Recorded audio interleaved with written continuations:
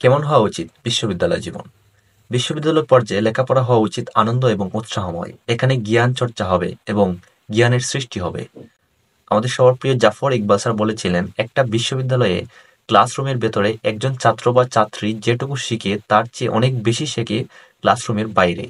ক্লাসরুমের যে ছাত্রটি পরীক্ষায় খুব ভালো ফলাফল করছে, বাস্তব জীবনে তারাই যে সবসময় খুব সাফল্য দেখাচ্ছে তা কিন্তু পুরোপুরি সত্য নয়। ক্লাসরুমের সবচেয়ে অমনোযোগী ছাত্রটি, যাকে সবাই তাচ্ছিল্যের চোখে দেখে, দেখা যাচ্ছে সেও হয়তো একদিন অনেক বড় প্রতিষ্ঠানে একটি সম্মানীয় পদে জব করছে, দিচ্ছে গুরুত্বপূর্ণ একটি দলের নেতৃত্ব। তাই একজন ছাত্রের পড়ালেখার বুদ্ধিমত্তার পাশাপাশি অন্য বুদ্ধিমত্তাগুলোকে খুঁজে বেড়ানো উচিত। ভার্সিটি জীবনের 4টি বছর, 200 থেকে প্রায় 250 সপ্তাহ। এই জীবনটা তোমাদের জীবনের সবচেয়ে গুরুত্বপূর্ণ সময় এবং সবচেয়ে সুন্দর সময়। তোমাকে এই সময়টার মাঝেই নিজেকে গড়ে তুলতে হবে, যেন কোনো পরিস্থিতির মোকাবিলা করার মতো সামর্থ্য তোমার হয়ে ওঠে একাডেমিক ক্লাস, অ্যাসাইনমেন্ট, পরীক্ষায় ভালো ফলাফলের উপযোগী। তোমার সিজিপিএ খুব ভালো করার জন্য সারাদিন পড়ালেখা করতে হবে না।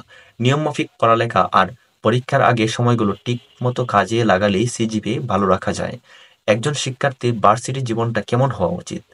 তোমার প্রথম কাজটি হলো পড়ালেখা ঠিক রাখা, যেন তোমার সিজিপিএ স্কোর ভালো থাকে। বলছি না ক্লাসে সবচেয়ে বেশি সিজিপিএ তোমার হতে হবে। এর পাশাপাশি তোমাকে বিভিন্ন বিষয়ের উপর দক্ষতা বাড়াতে হবে।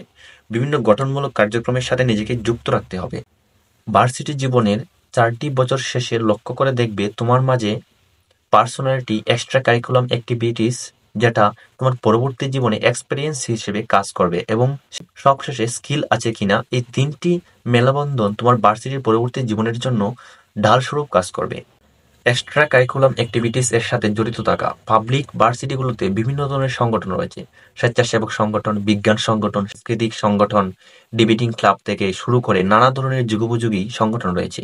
তুমি একজন ইন্ট্রোভার্ট ছেলে হলে এইসব সংগঠনের সাথে কাজ করার ফলশ্রুতিতে তোমার মাঝে সবার সাথে মেলামেশার ক্ষমতা বৃদ্ধি পাবে। একটি টিমকে লিড দেওয়ার মতো ক্ষমতা হবে। স্কিল বাড়ানোই হোক তোমার লক্ষ্য। ভার্সিটি জীবনে তোমার মাঝে 3টি স্কিল জাগ্রত করতে হবে: প্রেজেন্টেশন স্কিল, কমিউনিকেশন স্কিল, অপরটি হলো পাবলিক স্পিকিং। যে কোনো ভাইবা প্রেজেন্টেশনের সময় দেখা যাচ্ছে আমরা অনেক কিছু জানার পরেও বুঝিয়ে বলতে পারছি না।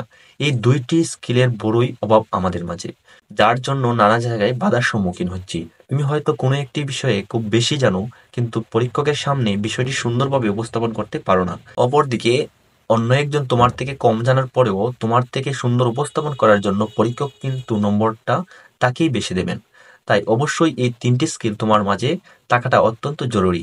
শুধুই যে এই 3টি বিষয়ের উপর দক্ষ হলেই হবে এমনটা নয়, নানা রকম গঠনমূলক বিষয়ের উপর দক্ষ হয়ে উঠতে পারো। তুমি তোমার অভিভাবক। পাবলিক ভার্সিটির জীবনটাই হলো মুক্ত, স্বাধীন।